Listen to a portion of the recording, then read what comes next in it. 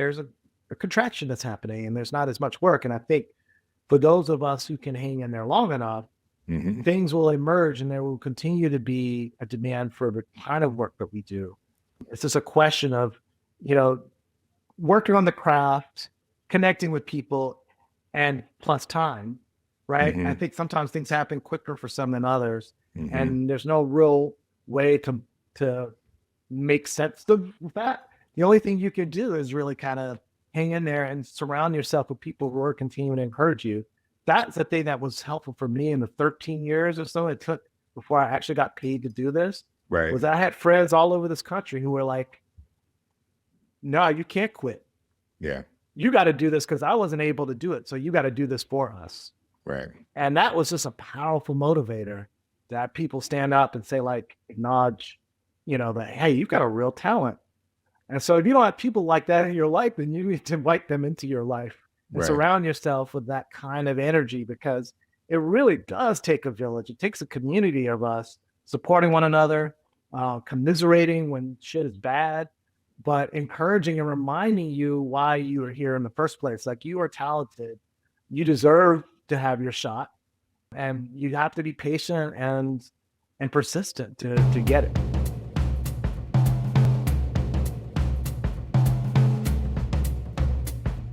Let's Shoot with Pete Chatmon is a podcast on directing for anybody that's, quite simply, ever watched anything.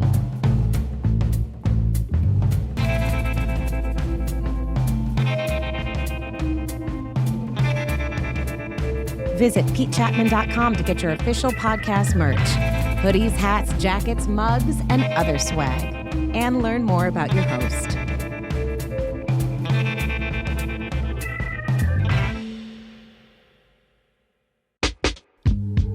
Let's Shoot with Pete Chatmon is sponsored by the good folks at Scriptation. Scriptation is the Emmy Award-winning app for production that allows you to mark up scripts, transfer notes, generate breakdowns, and so much more. No matter where you fall on the call sheet, Scriptation makes it easy to go paperless, collaborate with your crew, and save hours of time. Go to scriptation.com/Pete to learn more and receive a special offer exclusive to Let's Shoot listeners. Now, on to the show. All right, folks, welcome to episode 81 of Let's Shoot with Pete Chatmon. This is the season finale of season 6. I'm very happy with what we were able to bring y'all. I hope you enjoyed our conversations with Mike Coulter, Maggie Kiley, Raphael Cazal, Rebecca Asher, Kelly McCreary, Sasha Penn, Rose McIver, Stephen Marks, and of course, our first Let's Shoot Live episode. We're calling it Take One, featuring our screening of My Yellow Jackets episode 306, and conversation with the creators, producers, and cast. Today, this is, I guess, mostly a craft episode. I think it falls into that department. I'm not talking about blocking or, cinematography or anything like that. I think what we're really having a conversation about is survival and in a shifting industry, and kind of clocking the transitional changes and how to keep your focus on the positive. Our guest is our very first guest on the podcast, Theo Travers. I was able to snag him right before a meeting for a show that he's working on over at Stars, and we have a nice conversation. We go back to 1995. He's one of the first people that I met when I rolled up to NYU and was loading all my stuff up into a big Rubbermaid cart to move into my 7th floor dorm in Goddard Hall. But it's a little bit of a, free-flowing conversation. We're touching a lot of different subjects, but it really is governed by a starting point of what has life been like for him as a writer and for me as a director since the writer's strike, which began on May 2nd of 2023 and ended on September 27th. And of course, the actor's strike, which began on July 14th and ended on November 9th of 2023. That's 148 days and 118 days, respectively. I'm just looking through my notes because I think we did touch on most of what I wanted to. We were really kind of flowing here. But the thing that I could lean in to a little bit more is what you, as an emerging storyteller, as someone who is maybe in the industry and looking to get to a new position, or whatever your situation may be, what you can do to find some positivity and some output during these times of transition. That would be obviously working on your mental health, because these are hard times. People are losing work. So put that first and foremost, obviously, and focus on time with your family and focus on things that fulfill you. As you do that, I always like to consider, like, what are all the things that maybe I can tighten up in my professional toolkit to give me the best shot at getting or hitting the professional creative targets that I have. So that could be, what's my website looking like? Have I been so busy that I haven't updated it? What's my reel looking like? What are my bios looking like? Do I have a 50-word bio? Do I have a 75-word bio, a 100-word bio? Like, get all of these things ready, so when the time comes, you can just, float these things out really quickly.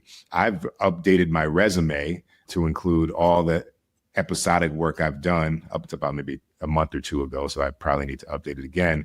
But I just want to have all these things ready for whatever opportunities might arise. I always say to people in the creative arts, read Good in a Room by Stephanie Palmer. I cannot tell you how important being able to navigate a good meeting, being able to design a good meeting is for anyone in this industry, because the work, unfortunately, does not always speak for itself. By the time the work speaks for itself, you're probably at a point where you've got so many relationships that helped you get the work that the statement does not live on its own. So it's really a relationship game that, you having clarity of conversation when you talk about yourself and what you offer as a creative and what you want to do in this industry, that helps you tremendously. If you don't have a rep, keep creating. If you do have a rep, keep creating. Just find ways to satisfy your creative output at whatever level you can. It's just a cocktail of all of these things. I'll tell you now, like, there's a feature film that I've referenced many times, but this is a project that whenever I had downtime, I was working on it, because I just had to feel like I was moving the needle or moving the chains, in a football reference, for, my opportunity to get back in the feature director's chair. I'm about to head to Atlanta for a show, and one of my goals is to come up with a kind of complete outline for the next feature. I need to personally redo my own reel. I need to get digital copies of probably 5 to 8 episodes that I've directed that I'll find a way to incorporate into my reel. And it's, look, not that anybody ever really asked me for the reel, but it's there, and there might be an opportunity for me to present it and gain some leverage by just having it. I just don't know, but I just want to be ready. So I don't know, guys. I feel like I'm rambling, but my point in this ramble is really work on yourself, work on that mental health, work on yourself, work on the package of whoever you are and what you're putting out into the industry, and then rinse, repeat. Go out and make sure people know what you're able to do. Make sure you're, up to speed on the changes in the industry, read the trades, and, have whatever positivity you can muster in a crazy, crazy world and in a crazy, crazy industry. I do hope that this conversation will kind of inspire you to keep going. So let's get to it.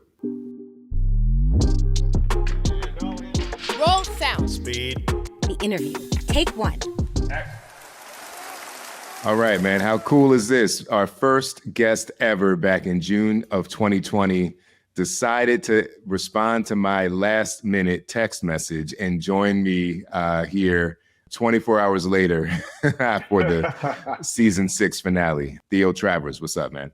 Oh, what's up, man? You come a long way. 6 seasons. Wow. Crazy. I know what kind of hard work it is to, continue to produce episodes and to, have this whole platform that you've given for artists to talk about the craft. And so my hat's off to you. As a friend, as a longtime friend, I've always admired how you hustle, man, how you move through the world. And, and the fact that you're using your shine to sort of build a platform for other artists to sort of drift off of that shine. I could speak for others and saying how much I appreciate, this forum that you created. And just to put a little bit more embarrassment to you. There you go. There you go. Here we go. I had the absolute honor of going to see a live production of Let's Shoot with Pete Chatmon at Dynasty Typewriter. And you had an amazing panel for Yellow Jackets. And the crowd, I mean, it's just like, you had that mix of people who are fans of the podcast and fans of the show. So the energy was hype, and it just reminded me, I was like, yo, we are definitely in the golden age of podcasts. When people can just get together, like you can draw a sold out crowd to watch people sit around and talk about shit. Right. Well, I think it speaks to a larger thing going on in the world, though, of like disconnection. You know what I mean? And like it was really, I don't think I've ever, I don't know ever, but it's not. Yeah, you know what? Ever. I don't think I've ever sat with an audience of people that were not fully connected to the show to watch a TV show. You know what I mean? Wow. And there was a great, you were there. There were a lot of folks there who were, fans, extreme fans of the show, coupled with writers, directors, showrunners, actors, editors, and that was a real cool mix, I think, for both sides, for the audience to get a prism in the creative process, and then for the people who spend years working on something to be there with the end user. Right. Well, I would say even with people in the industry and friends of yours, like I very recently worked with Jeff Bird on Watson, but because we produced different episodes, we never actually crossed paths in Vancouver. So my first time meeting him was the night of your panel. So wow, you're bringing. I didn't even know you were on Watson. That's crazy. Yeah. No, my the episode I wrote and produced airs in 3 weeks. Okay. Oh man, that's awesome. Yeah. Okay. Now that's like a perfect segue. So, when I hit you with the Bat Signal podcast invitation, the thing that I was working on by myself was I want to talk about what it's been like for me as a director since May 2nd of 2023. And on that day, I drove to Universal. I parked my car. There were people beginning to develop. Writers were beginning to convene at the lot, and I walked up to it was called Mere Mortals at the time. Now, ironically, I think the episodes just came out. It's called Side Quest, and it's like an anthology spinoff, so to speak, of Mythic Quest. And they were like, "Yeah, no need for you to be here, bro." So, wow. It was over. The showrunners were like, "Nah, that we're pulling the plug." And so that was May 2nd. And just for dates, which I did a little bit of research before I called you to bail me out. But the writer's strike was from May 2nd to September 27th of 2023 for 148 days. And then the actor's strike was from July 14th to November 9th, 118 days, so 30 days shorter. And I returned to work in December of 2023. So about a month and a couple weeks, about 5 weeks after the strike concluded. And we'll get to what I've been up to since then, but I want to start with you. What is it? What were you doing when the strike was ratified? I guess if that's the right word, or approved. And then what was what were you doing during the time? I know it's probably pencils down. Maybe there's not much to say, but I'm just curious from a writer's perspective. Yeah, I think that, certainly the whole town was abuzz in the weeks before the deadline, because I think that they knew that there were some serious issues on the table to be discussed. And I'll say that rewinding back to February, March of 23, when the unions were all meeting in big town halls to discuss what are the things that we're going to be discussing with the studios, negotiate. early in the conversation, AI wasn't a big thing. It was on the radar. And there were Right. certainly people being like, hey, I have concerns about this rapidly developing technology and how it may displace workers. And what are we going to do about it? Because the language in the contract basically allows the studios to do whatever they want.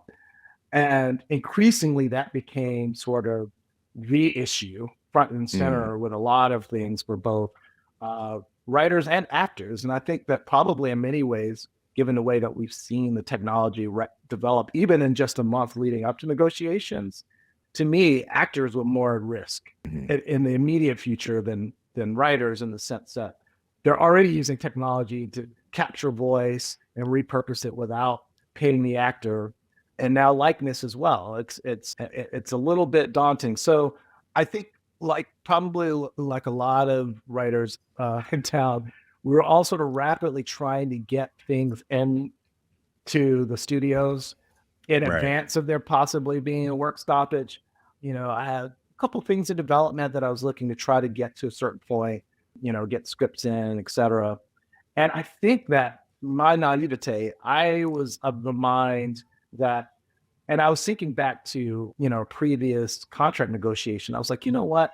It's going to get heated. It's going to go late into the hours right before the deadline. But I imagine that both parties are going to come out of it with an agreement, or at least something to present to the writers and then later ratify. Where everybody else in town was saying, oh, no, we're going on strike. People were saying it definitively. I was like, well, we don't know. And so when the date came, it really felt like, one of these sort of inevitabilities in terms of how deadlocked we were in negotiations. Now, to be clear, I wasn't on any negotiating committee, so I can't speak to what was happening in the rooms, but I could tell you about the spirit on the lines.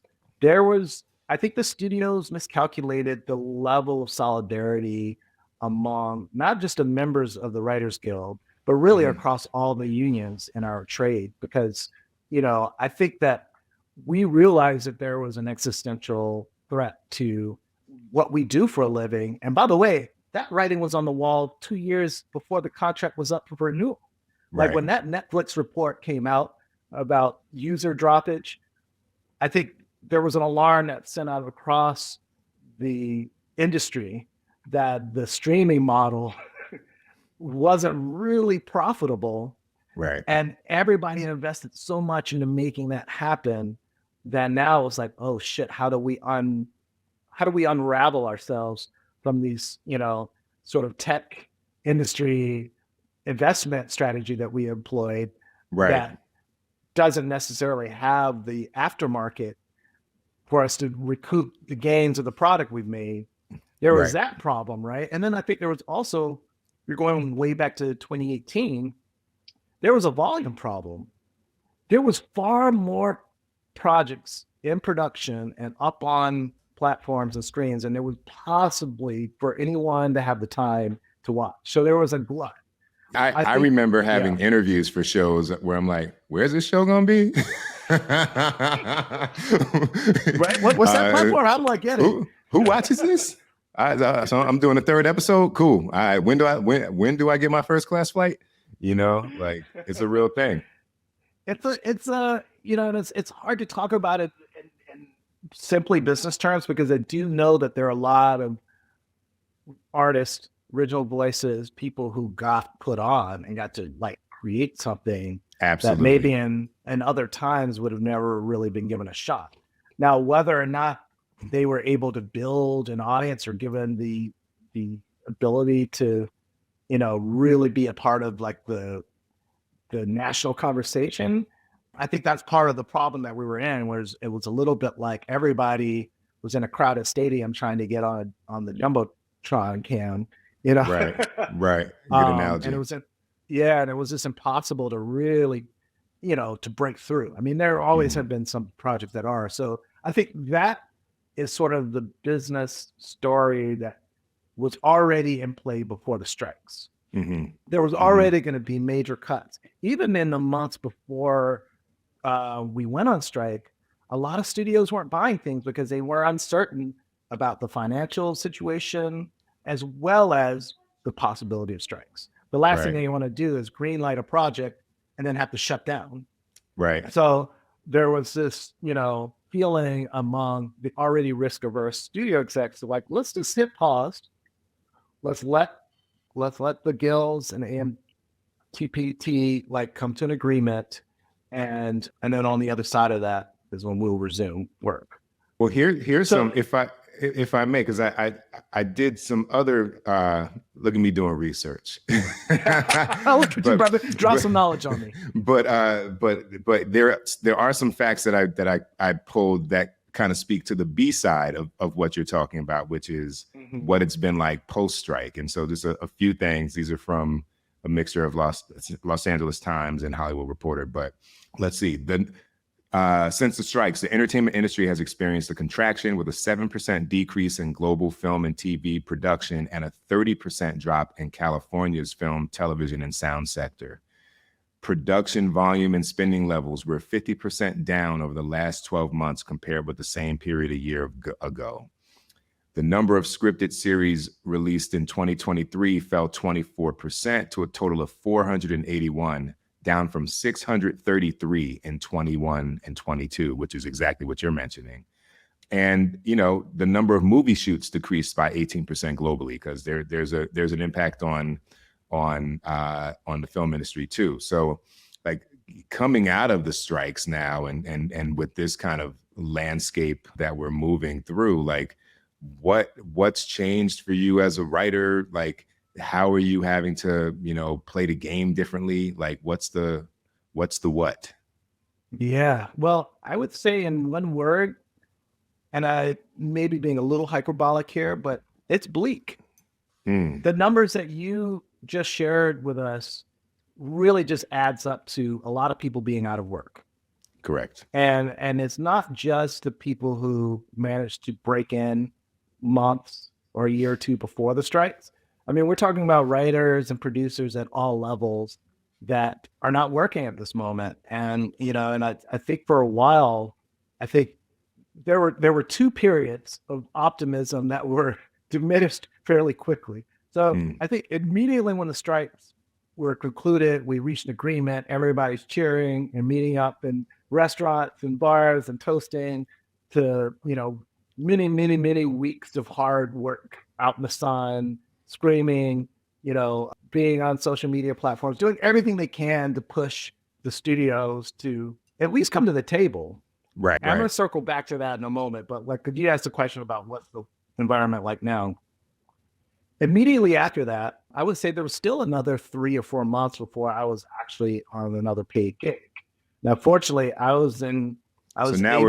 we're in 2024 at this point. Right. Probably what, February, March? Which puts January, I was able to start. Okay. I was able to start a new gig in January. But that's 8 months out of work, roughly. Yeah. And like you, being a father of a toddler, I'm still not preschool and paying for and all that. So right. There are a lot of families that were experiencing that pain of living off of their savings for a year or having to take other jobs, so that was sort of a reality. But once I resumed working in January, I thought, okay, well, the doors are starting to open up again, and then people will return to work, and very quickly realizing, the studios are still they're not buying a lot of things. And what I was hearing from a lot of writers that I look to as my mentors being like, yo, we had the perfect package. We had a great idea. We had a dope director attached. We had this A-list star. There's no way you say no to this project. And they were saying no to these projects left and right. And so very quickly among many people I know that work in the business, particularly below the live folks, was survive until 25. There was a feeling that it's just the long tail of the production ramp up, that if you can hang in there until first quarter 2025, things will probably be back to normal.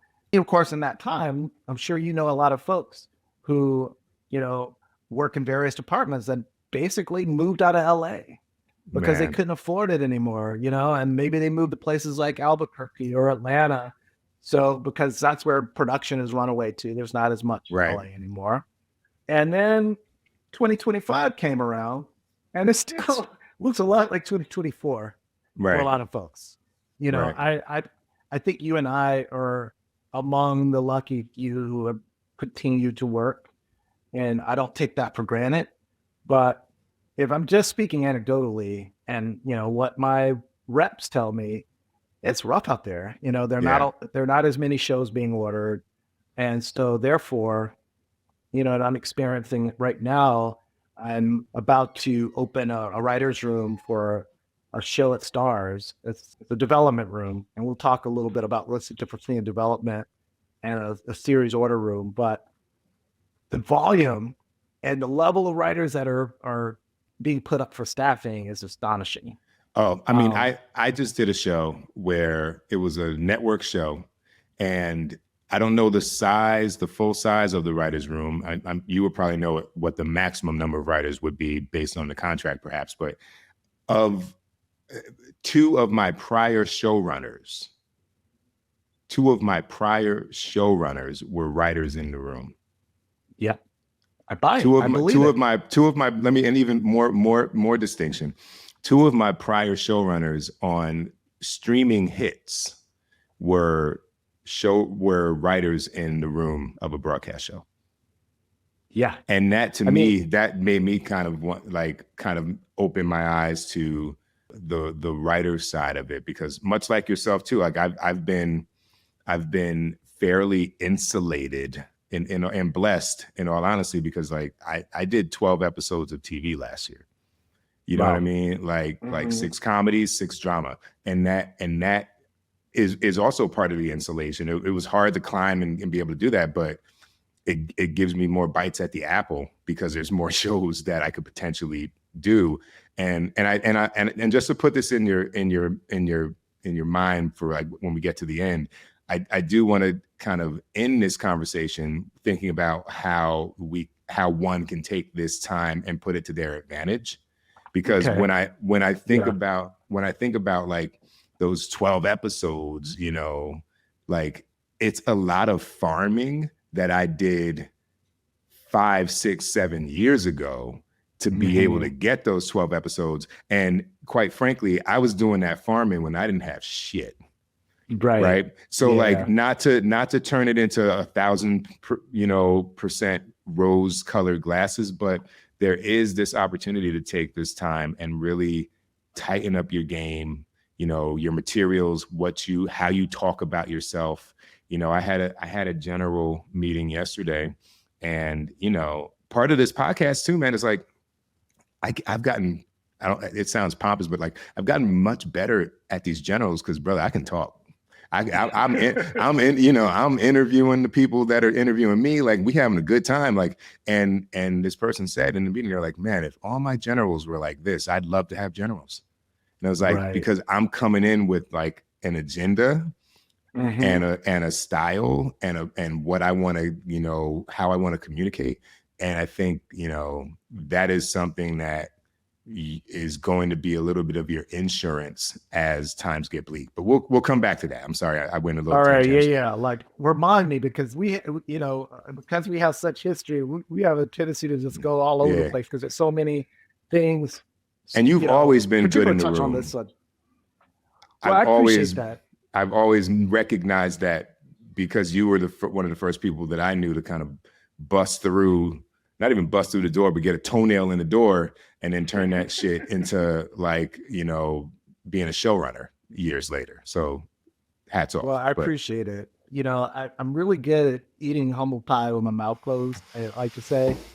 And, you know, I also have the benefit of the background of having worked as a television journalist for a number of years. So I had that media training, which ended up inadvertently being the thing that really is a skill that you can apply when you're having these meetings. And again, I'll save that for later. We could talk a little bit about that. But, I would say back to the subject of what are things like right now. You know, look, there are shows being made. People are working.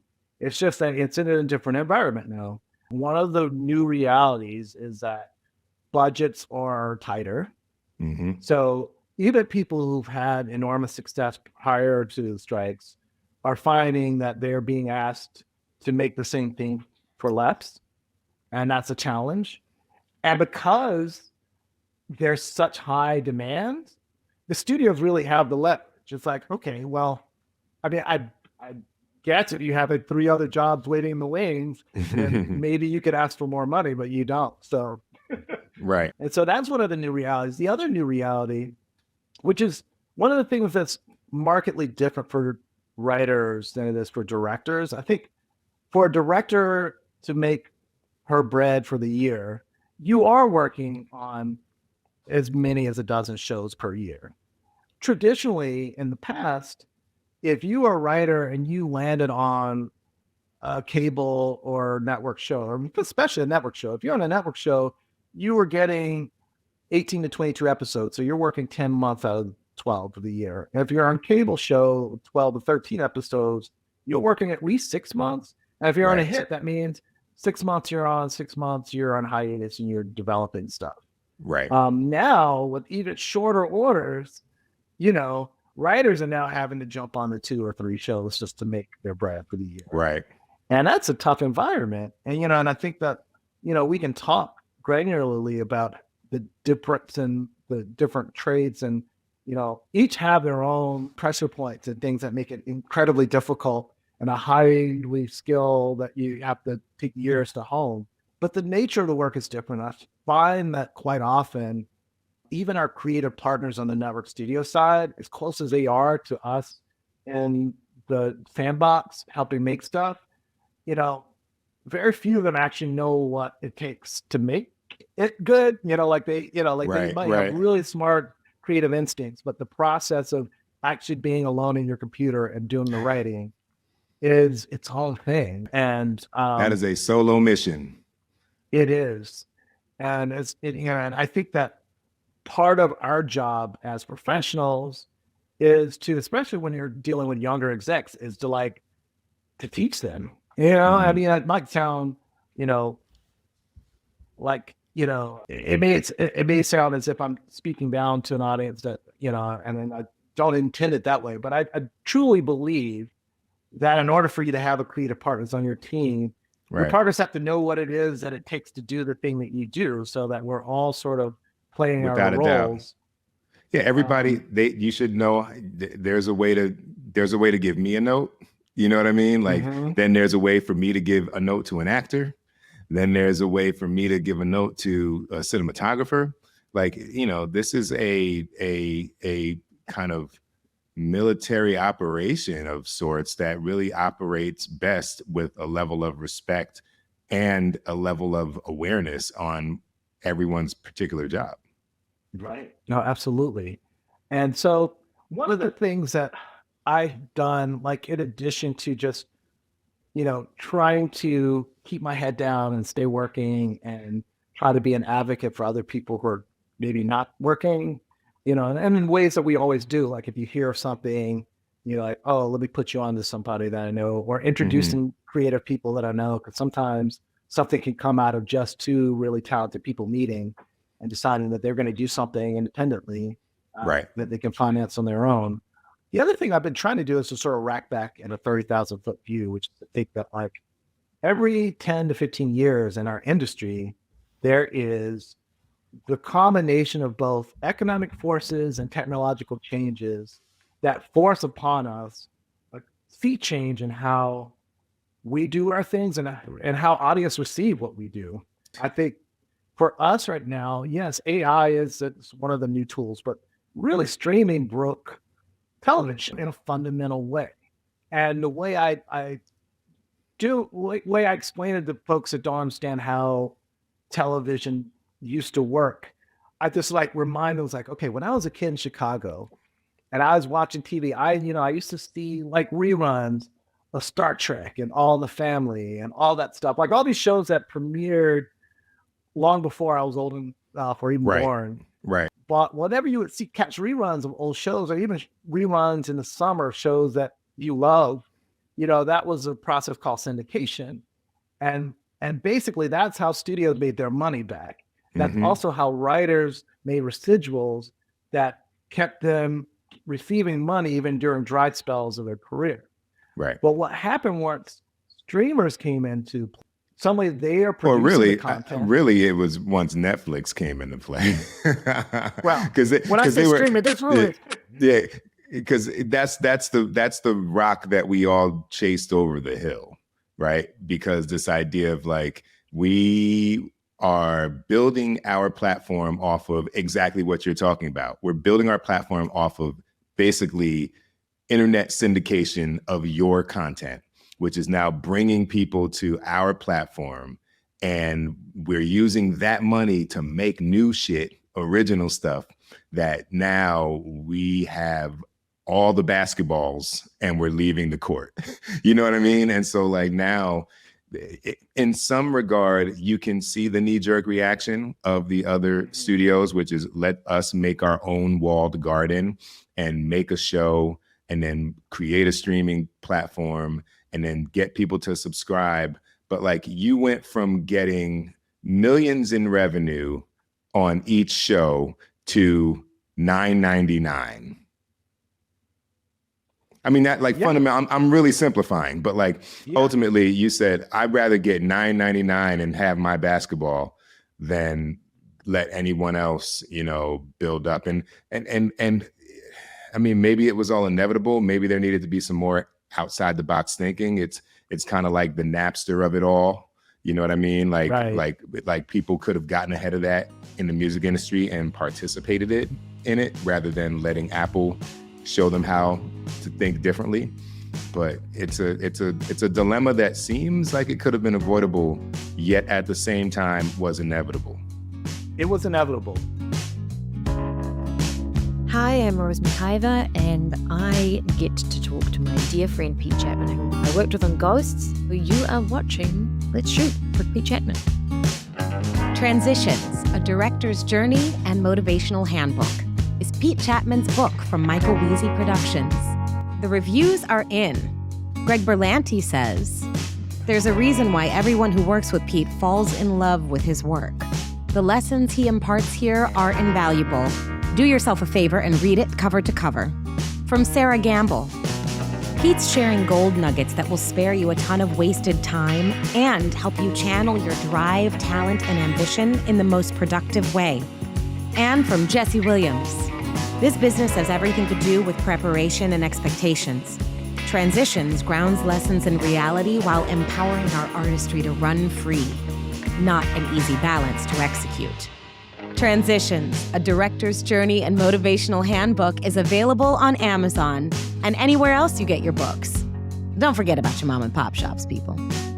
Let's Shoot with Pete Chatmon is sponsored by the good folks at Scriptation. Scriptation is the Emmy Award-winning app for production that allows you to mark up scripts, transfer notes, generate breakdowns, and so much more. Personally, I use Scriptation daily on every production that I am involved with. While directing episode 109 of Grosse Pointe Garden Society, I was able to take advantage of Scriptation's photo feature to maintain continuity across scenes in 2 different episodes. I kept detailed photo references of an episode 104 scene that continued in my episode, and without this at my fingertips, I'm sure we would have missed a detail along the way. This is just one of the ways I use the incredible features inside of Scriptation. Go to scriptation.com/Pete to get an exclusive 20% off Scriptation's premium toolkit, Scriptation Industry Pro. You know, make no mistake about it. Netflix was a disruptor even before streaming had been, you know, invented, or really like the technology had allowed for it to be sold as a consumer product. Because I'm sure back in the day when we were in New York, you know, you'd go to like Ken's Video or somewhere, video store, you rent a VHS and then eventually DVDs. And nobody particularly loved that process because sometimes you go to the store, you couldn't find what you wanted. Like if it's a new movie, everybody would have rented that shit. Right. Then you rent it, right? And then like life happens, you lose the DVD, and you're like, "Fuck, where?" I know I'm supposed to return it on Wednesday, but I can't find it. And then you get in charge late fees. Now your $3 rental is a $40 transaction. So Netflix came into the picture 2006, 2007, and was like, you know what? You can you with a subscription, you can rent up to 3 movies and you can keep Yeah. them as long as you want. You Right. return whenever you want. And so like already like Blockbusters and other video Right. stores are just shutting down because they couldn't compete, because Netflix tapped into a thing that people already hated about video stores, which is, a certain percentage of their profits every year were just on late fees. This makes me think of something, right? Because and I don't have an answer, but it makes me have a question, because you're correct. They were a disruptor. And what they were really doing was addressing the fact of, if we let people hold on to these DVDs as long as they want, then we don't have to have fucking shelf space, for them, because they're out in the world. You are now our brick and mortar. Our subscribers are now our brick and mortar, right? And so they're resolving an issue for their business. Is there something that creatives can do to disrupt in response to, like, do we have to be the ones on the receiving end of the industry changes? Because it really does feel like every time something happens, all of our guilds are essentially responding to the wins, the trade wins. But is there a way that we could be more responsive and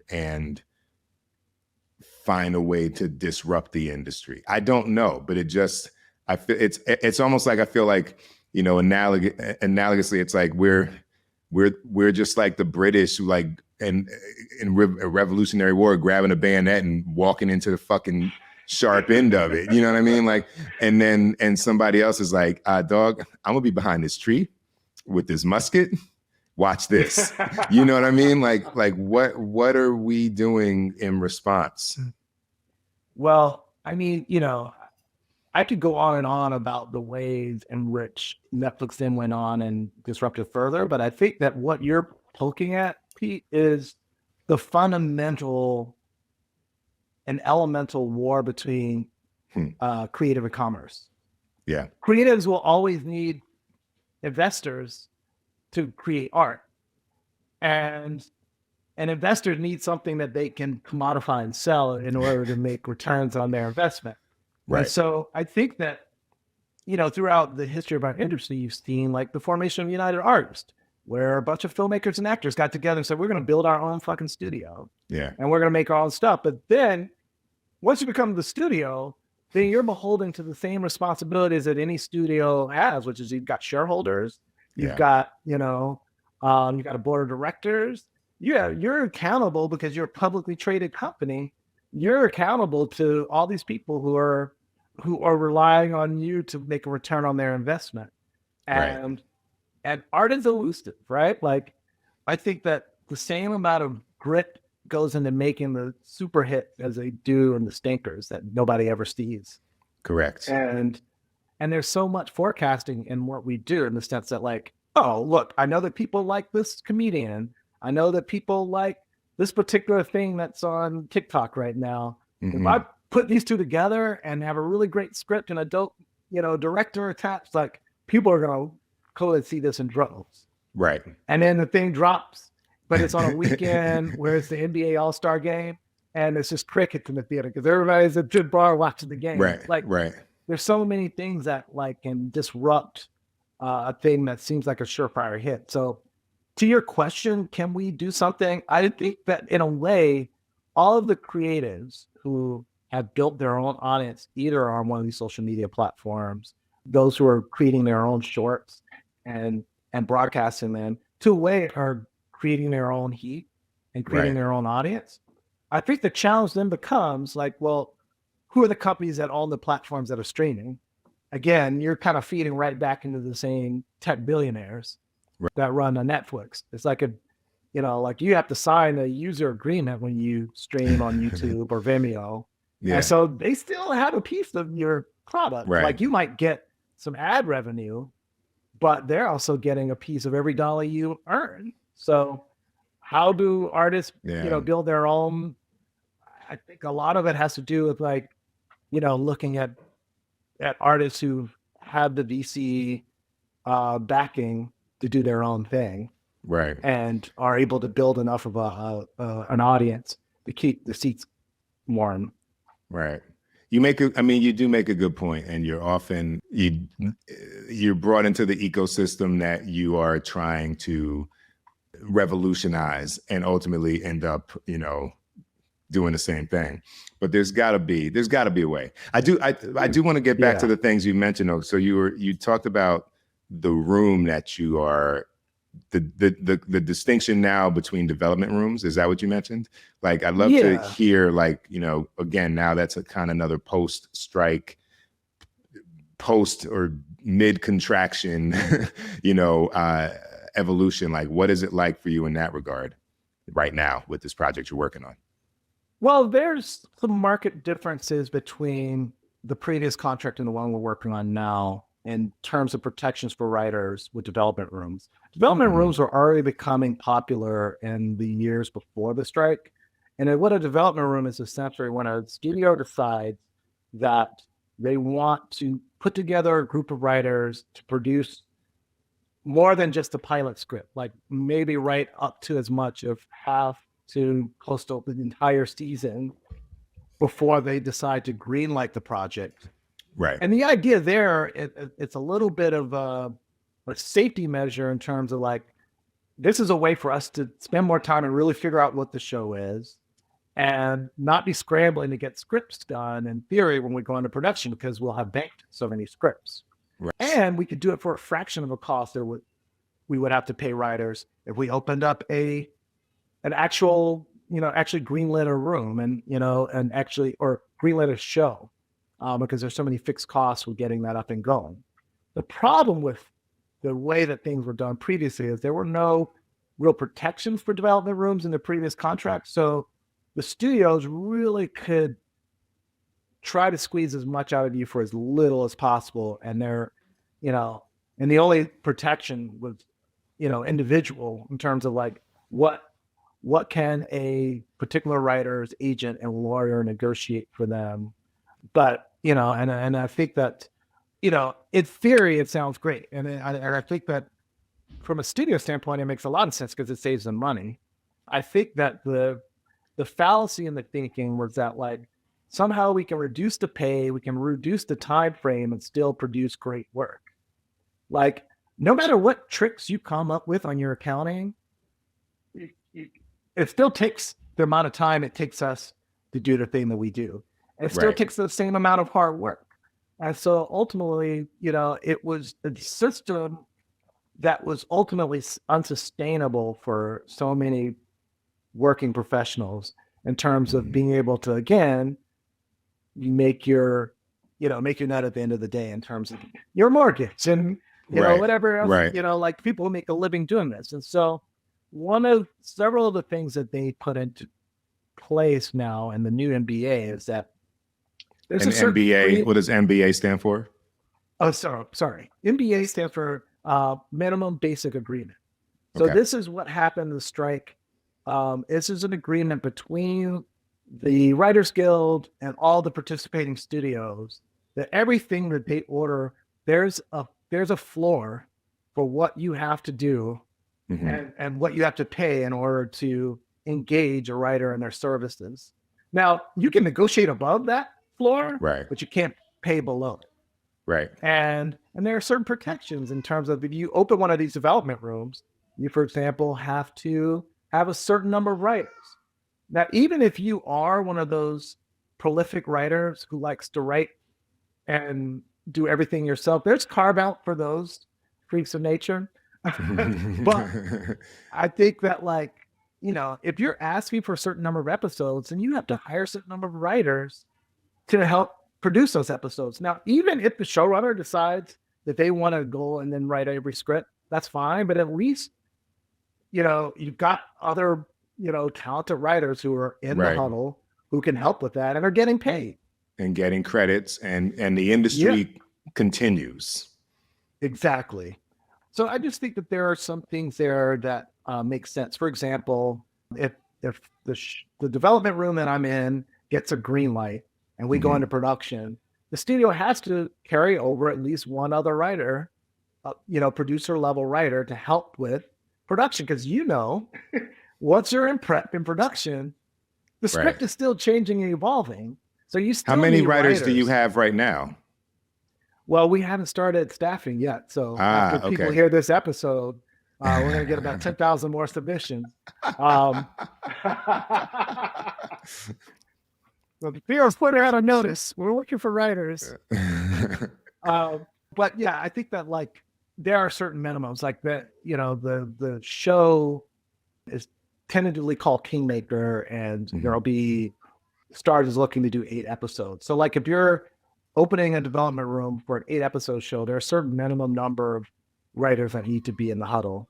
And so, yeah, I think that, you know, what we'll endeavor to have, you know, because I'm co-showrunning it with this writer and journalist, Al Letson, has a brilliant script that he set up there. And, you know, we have a producing partner, Bo Williman, who did House of Cards. His company, Westford Productions, are the non-writing producers of the project. And so I sort of was invited into that creative huddle to help shepherd the show in the development room to produce a certain number of scripts and outlines. Right. That on the strength of that creative, we will get the order, knock on wood, to then proceed to bring on a line producer. Right. Hopefully hiring a really super talented director. I don't know if you know any. I ain't gonna lie. I mean, I point blank. I reached out to Pete, y'all, and I was like, "Look, if you're available, we want to talk." Yo, this is 20. Holy shit! Let me do the math. Is this 30 years? 30 years. This is 30 years in the making, man.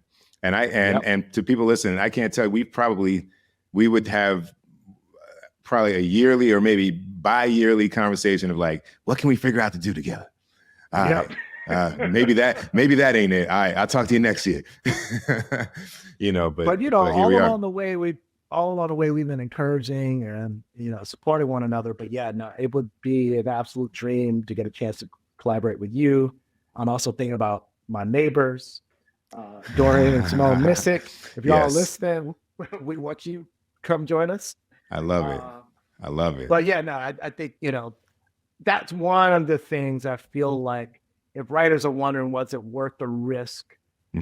There are protections in our new contract that will live on for many generations of writers to come. So I think ultimately it was worth the pain in terms of the long-term gains that we'll experience over the course of our industry. But here's the thing about these contracts, right? Every 3 years, they're up for renewal. So here we are again, in a year, we're going to be negotiating for another contract. Look, I'm on. I co-chair the African American Steering Committee at the DGA, and you know we're already trying to wrap our heads around things to consider for the next negotiation. I mean, it's an ongoing thing. You renew or you have a strike, and then you ratify an agreement, and then you look up, and it's like time to start thinking about the next one. So, absolutely. You know. And then and during those 3 years of our deals, right? It's still incumbent upon us to enforce them.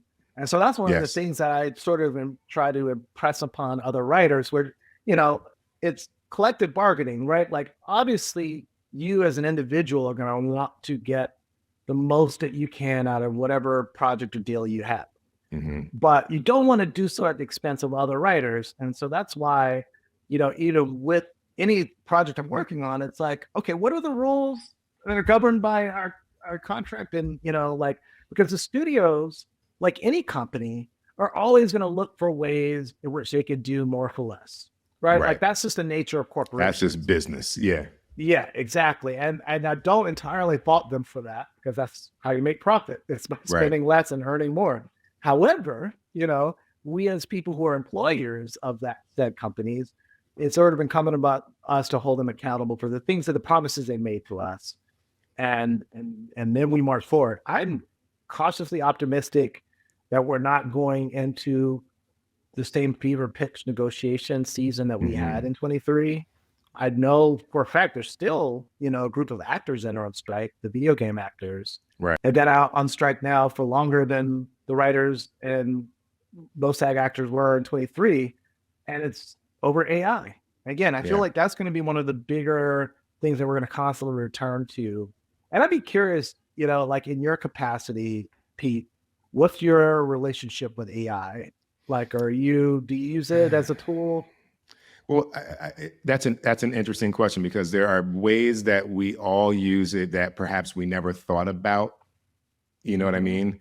I mean, Google's AI, right? Yeah. You If know you what I do a mean? Google Like, search, yeah, if you're you do a using Google it, search, right? that's AI. You know, I think that there are, you know, I use certain apps that have intuitive features. That's AI, right? Mhm. I think, you know, one way to think about AI though is that, you know, think about the auto industry. If it is something that, and I don't even know if I believe what I'm going to say, but there, if it's something that is like a high volume kind of, obviously there's craft in building a car, but if it's something that's in high volume over and over again, the same specific thing with yes, skill, but like the decision making is kind of removed from it. Right. It's very rote. It's very rote. Then it's like, okay, like I can find an argument for that.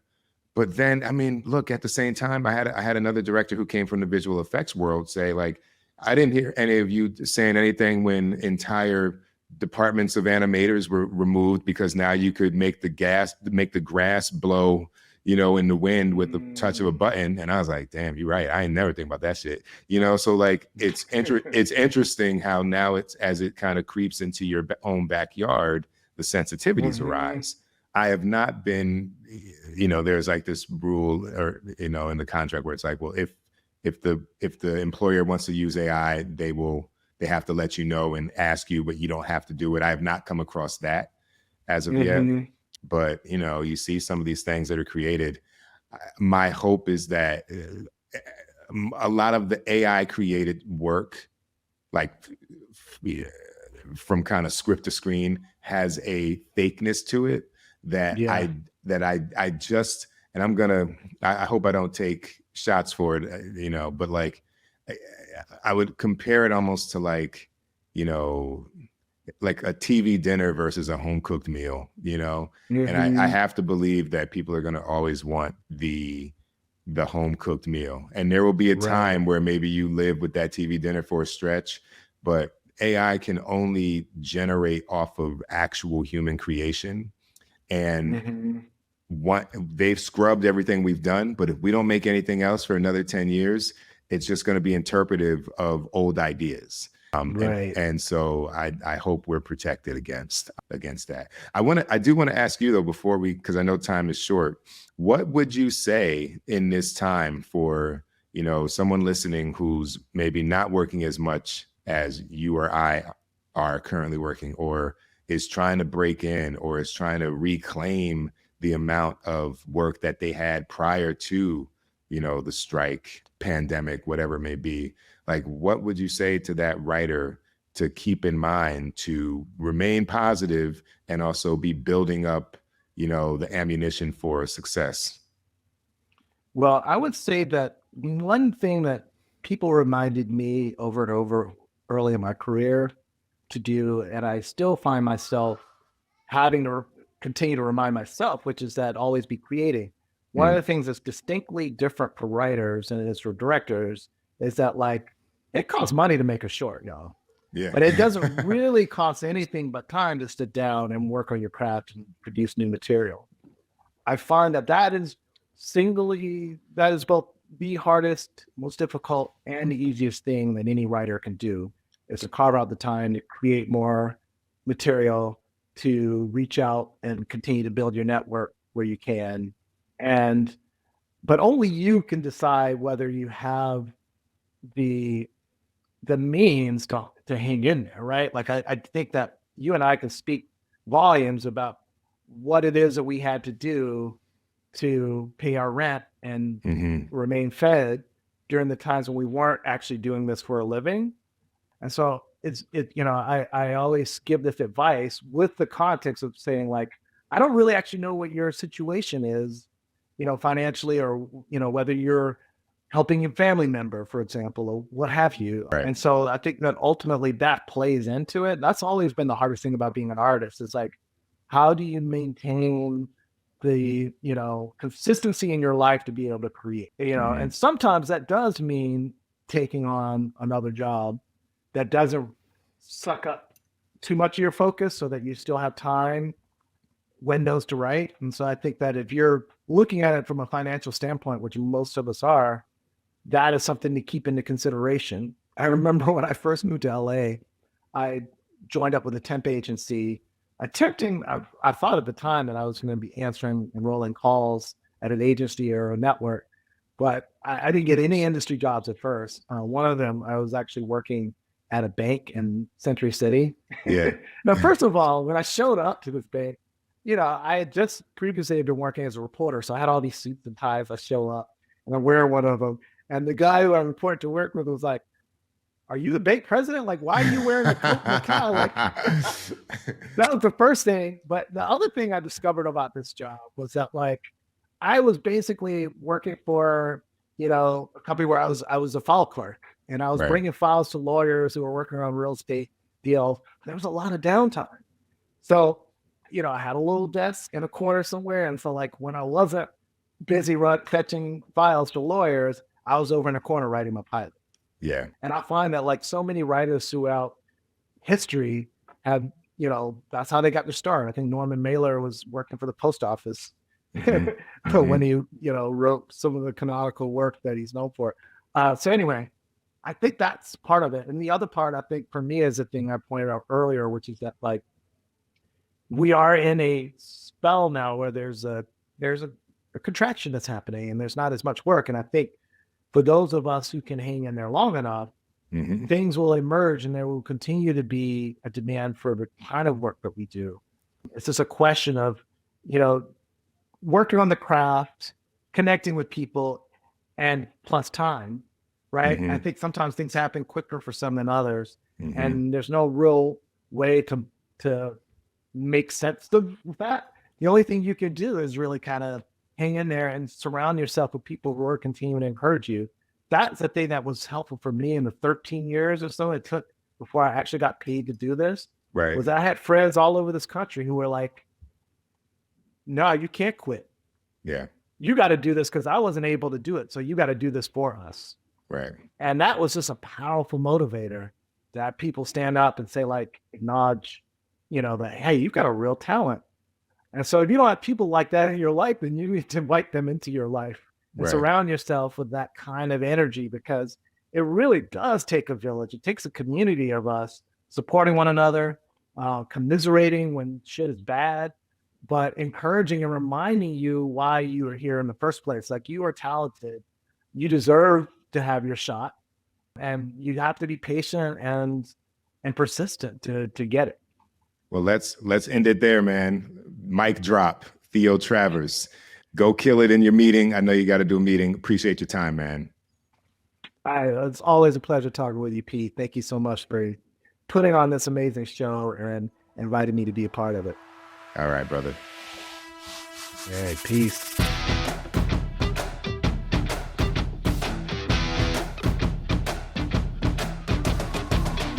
What's up, people? This is Pete Chatmon. Follow me on Instagram and Twitter via @PeteChatmon.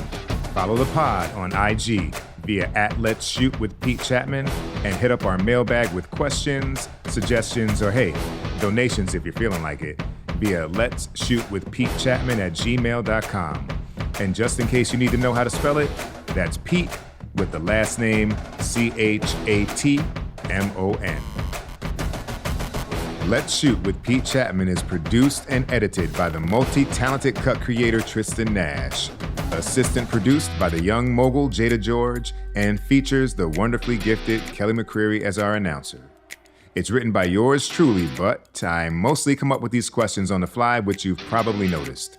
Go ahead and get your podcast swag via PeteChatmon.com and leave a review on iTunes if so inclined. That shit matters.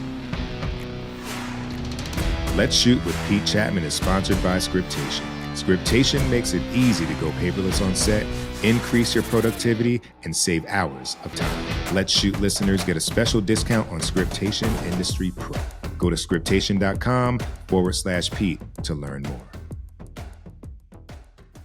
All right, folks, that was episode 81 of Let's Shoot with Pete Chatmon. I really do hope that you'll leave a review for the podcast. Swing by the YouTube page, watch the videos. I know a lot of people listen to it via Apple and Spotify and wherever else you get your audio podcasts. But like I say, we have the video version, and it's great to kind of see the back and forth between people, provided you're not driving. So keep that in mind too. We'll be back for season 7 sometime later this year. Stay tuned. Follow the socials, follow at Pete Chatmon, follow at Let's Shoot with Pete Chatmon, and I will be letting you know when season 7 will be dropping as soon as I know. Stay safe, spread love, and keep creating. Peace.